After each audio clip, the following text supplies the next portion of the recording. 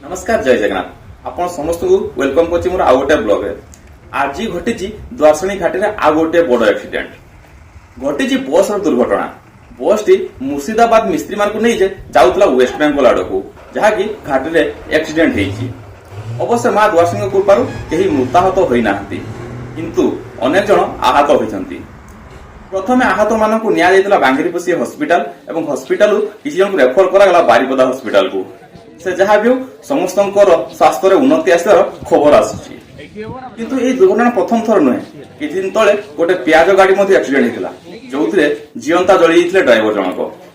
तो रास्ता प्रशस्तीकरण काम चलीछि।